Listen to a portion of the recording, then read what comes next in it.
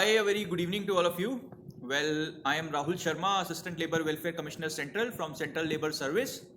Well, we are into a series wherein we are understanding the important concepts which are related to public administration and significant keywords which are essentially to be produced into the civil service mains examination. If we want to fetch more marks in comparison to our competitors, at the same time, this will help you into the interviews wherein you will be able to answer your question into a more comprehensive and more elaborated manner. Well, in the past, we have successfully been able to discuss some of the classical theories. We studied about scientific management theory by Frederick Winslow Taylor. Then we went to Fayol's functionalism. Then Gulick and Urwick's structuralism, which is also known as by the name of administrative management theory. In today's class, we'll be studying one of the most important concepts when it comes to public administration, which is bureaucracy. If you carefully analyze that the entire spectrum of public administration is centered around bureaucracy or the study of the organization. Now, today's lecture is significant for the reason that you want to join bureaucracy, or which is said in other words as civil service, and you will be able to understand that what is bureaucracy, what are its features, who was the most important thinker when it comes to bureaucracy, and what are the criticisms that are associated with the administrative theory provided by that thinker. तो lecture को start करते हैं. जैसे कि मैंने आपको शुरू के लेक्चर्स में बताया था कि एक कंसेप्ट बार बार रेवरबरेट करेगा, और वो कंसेप्ट है आपका ऑर्गेनाइजेशन का. Collection of men, material, methods is organization, and it seeks to achieve an objective, a common goal, a task. But ये सब कुछ हमें अटेन करना है एफिशिएंसी, इकोनॉमी एंड इफेक्टिवनेस से, प्रोडक्टिविटी से, ऑब्जेक्टिविटी से, प्रिडिक्टेबिलिटी से. तो इसके लिए जो ऑर्गेनाइजेशन की स्टडी है वो इंपॉर्टेंट हो जाती है, क्योंकि हम क्या फीचर्स एक ऑर्गेनाइजेशन के अंदर देखें कि जिससे ऑर्गेनाइजेशन मोर एफिशिएंट बन सके. तो ये सारी स्टडी घूम फिर के वहीं पर स्ट्रक्चर्ड है.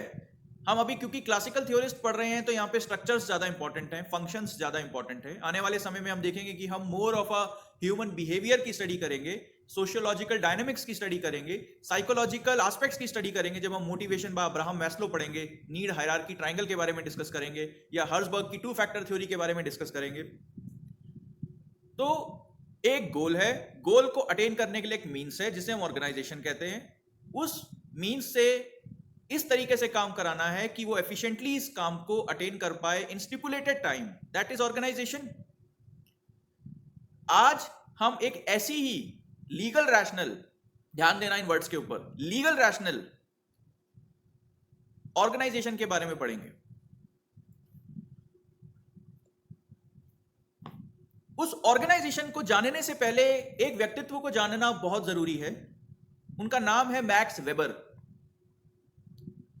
कभी कभी कुछ ऐसी पर्सनालिटीज इस दुनिया में आ जाती हैं जो आते किसी और चीज के लिए हैं और करके कुछ और चले जाते हैं. एग्जाम्पल के लिए मैं श्रीलंकन कैप्टन जो रह चुके हैं सनत जयसूर्या का एग्जाम्पल दूंगा कि वो आए बॉलर बन के थे, लेकिन he became one of the most disastrous opening batsman of Sri Lanka. बड़े बड़े बॉलर जो हैं उनको देख के हड़बड़ा जाते थे, घबरा जाते थे. इतनी कैपेबिलिटी, इतना टैलेंट, इतना ज्यादा कि इट इज बियॉन्ड इमेजिनेशन. यही हम हमारी कंट्री के सिविल सर्वेंट्स या ब्यूरोक्रेट्स से भी यही एक्सपेक्ट करते हैं. कभी कभी कुछ ऐसे ब्यूरोक्रेट्स आ जाते हैं कि समझ नहीं आता कि ये कंट्री प्रिविलेज्ड है इतने सारे टैलेंट से कि वो यहां पर आके इतने टैलेंटेड बने हैं. मैक्स वेबर भी कुछ ऐसी ही पर्सनालिटी हुआ करते थे जो आए थे एक सोशियोलॉजी की फील्ड के अंदर, घूमते टहलते ऐसे ही एक दिन पब्लिक एडमिनिस्ट्रेशन की फील्ड में आ गए, ब्यूरोक्रेटिक थ्योरी दे गए, और वो bureaucratic theory became one of the most significant contribution of any thinker into public administration. तो इसलिए मैक्स वेबर बहुत इंपॉर्टेंट है. ऐसा कभी कभी आपके साथ सिविल सर्विस के एग्जामिनेशन में भी होगा. आए थे आप आईएएस बनने के लिए, बट ग्रेजुअली जब अपना पेशेंस, परसिवियरेंस और डेडिकेशन आप लूज करने लग जाते हो, तब आप इधर उधर के एग्जाम देना शुरू कर देते हो. या बैंक पीओ एसबीआई निकला, या एसएससी का एग्जाम निकला, या सीएपीएफ का देना शुरू कर दिया, बस जिस दिन आप वो एग्जाम्स का थॉट आपके माइंड के अंदर आ जाता है, बस वो दिन है जब सिविल सर्विस निकाल पाना बहुत मुश्किल हो जाएगा आपके लिए। ये एग्जाम कोई ऑर्डिनरी एग्जाम नहीं है, ये सेकंड टफेस्ट एग्जाम बताते हैं पूरे वर्ल्ड में। यही नहीं, it is one of the oldest exam of India. Subhash Chandra Bose, ऐसे बड़े बड़े लोगों ने एग्जाम क्लियर किया है। तो अगर उन लोगों के बराबर आपको पहुंचना है तो ऑब्वियसली अंदर से फौलादी होना तो जरूरी है। अगर फौलाद नहीं है, विगर नहीं है, एनर्जी नहीं है, करेज नहीं है, तो एग्जाम नहीं निकलेगा। खैर, ये सारी मोटिवेशनल बातें किसी और दिन करेंगे। मेरा बस कहने का इतना मतलब है, अपने पोटेंशियल को इतना बढ़ाओ, इतनी ज्यादा मेहनत करो कि आपके लिए एग्जाम निकालना कुछ रह ही ना जाए। इतने आंसर राइटिंग कर दिए, इतने क्वेश्चंस अटेम्प्ट कर दिए कि मेंस में अपने आप ही हाथ जो है आंख बंद करके भी चले जा रहा है, तब जाके एग्जाम निकलेगा। तो टॉपिक पे वापस आते हैं कि Max Weber gave one of the most important and significant model of public administration which is the studies of bureaucracy. तो today we will be delving into the bureaucratic management theory by Max Weber. अब bureaucracy को जानने से पहले यह important है कि ये तो पता लगे ब्यूरोक्रेसी होता क्या है। What is bureaucracy? ये टर्म जो है ब्यूरोक्रेसी की, वेबर ने नहीं दी थी। ब्यूरोक्रेसी का बस इतना मतलब है कि एक डेस्क पे बैठ के, टेबल और कुर्सी पे बैठ के शासन करना। This is what is bureaucracy, बाबूगिरी। लेकिन इसको और शुगर कोटेड वे में हम कहते हैं set of appointed officials based on merit, minimum standards which are required, standardisation, specialisation, काबिलियत होनी चाहिए आपके अंदर, उसे हम कहते हैं bureaucracy. Set of appointed officials based on merit is bureaucracy. Paper में ब्यूरोक्रेसी का क्वेश्चन आया, बस इतना लिख दिया, bureaucracy set of appointed officials based on merit. हालांकि यहां पे हम मिनिमम स्टैंडर्ड्स की बात कर रहे हैं, बट जब सिविल सर्विस का एग्जाम होता है तो ये समझ पाना बड़ा मुश्किल हो जाता है कि यहाँ मिनिमम और मैक्सिमम स्टैंडर्ड्स क्या है।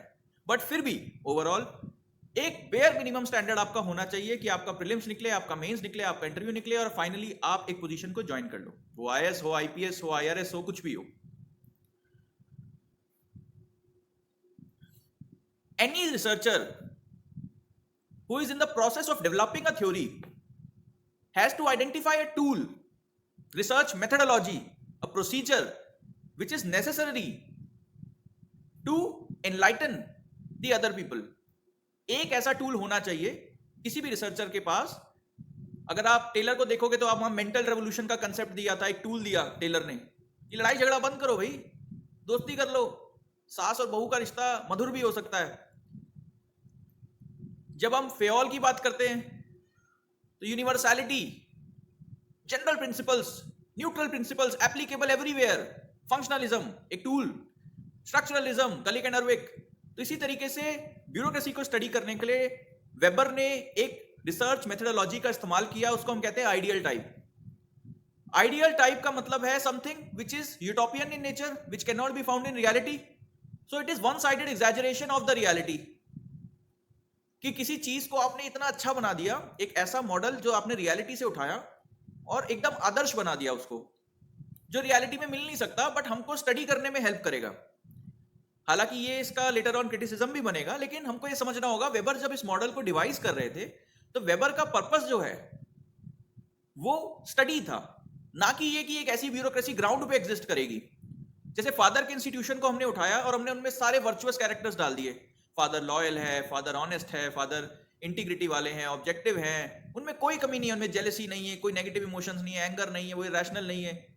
जब हमने इस तरीके के फादर के कंसेप्ट को आइडियलाइज कर दिया और उसको यूटोपियन बना दिया तो उसे हम कहते हैं आइडियल टाइप, जो रियलिटी में तो नहीं मिलेगा लेकिन फिर भी एग्जिस्ट करता है।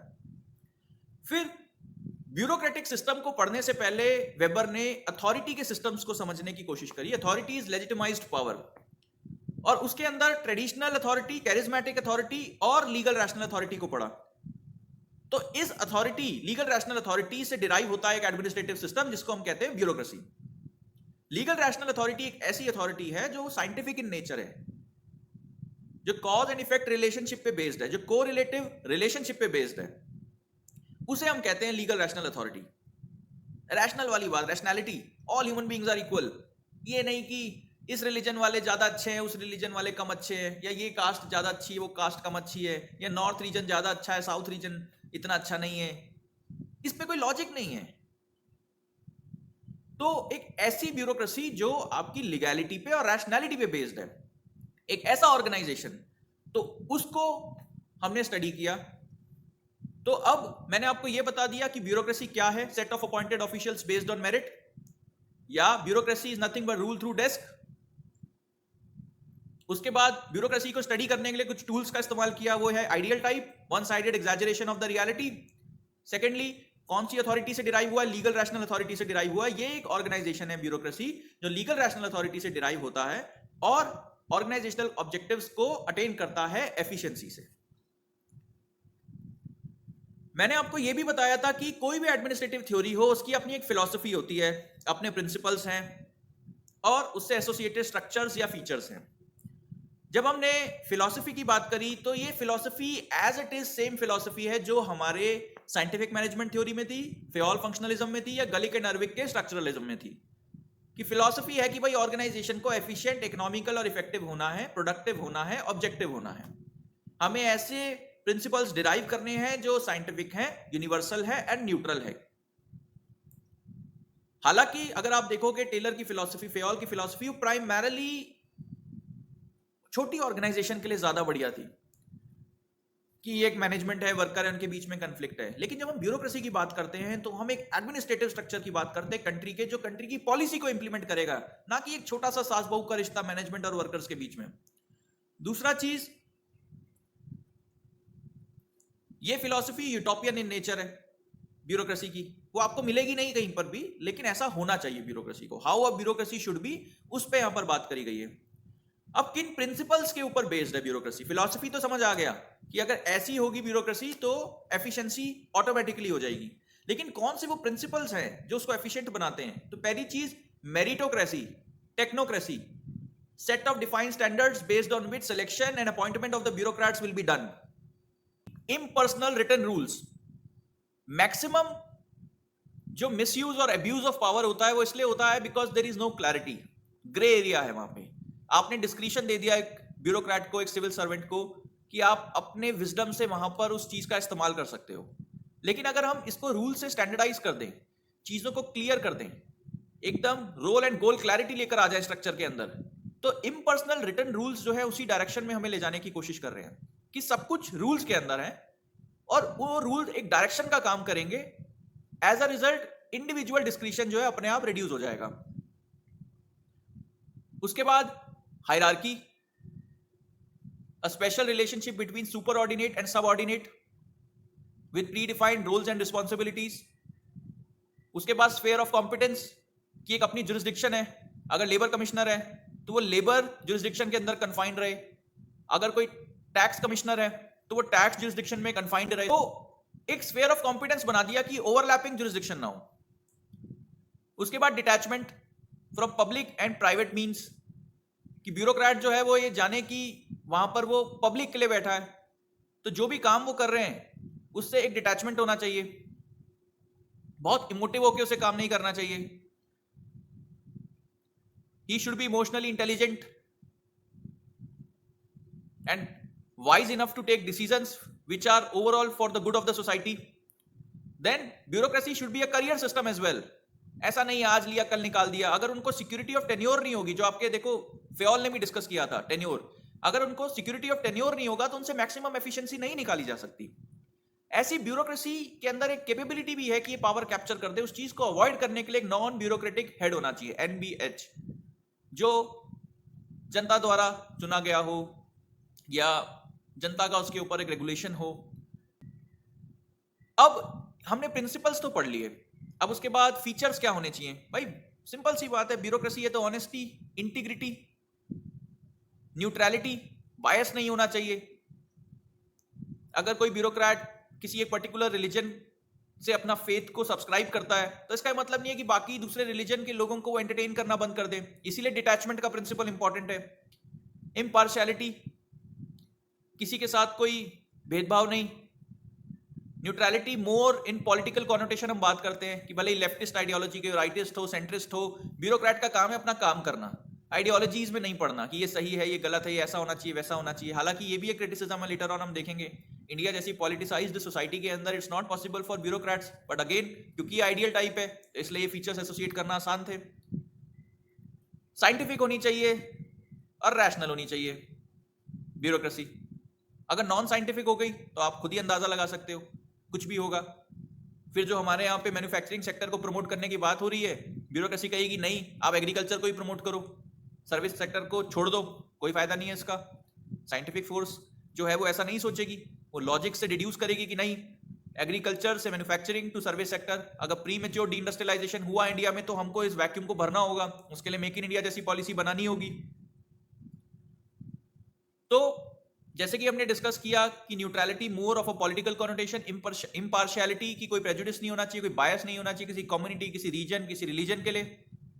और सबसे इंपॉर्टेंट प्रिंसिपल एनोनिमिटी, कि सारा जो क्रेडिट है वो मिलेगा पॉलिटिकल एग्जीक्यूटिव्स को, जो रोजमर्रा की पॉलिटिकल फाइट्स में उलझे रहेंगे, और सारा का सारा एफिशिएंटली काम करने का रिस्पॉन्सिबिलिटी ब्यूरोक्रेसी को दिया जाएगा। आपको एकदम एनोनिमस कर दिया। जैसे क्रिकेट में कोच होता है, टीम जीत गई तो captain is hero, but coach hardly gets any recognition. Team हार गई तो captain gets all the brickbats, but coach is still not criticised और is so anonymous that nobody cares.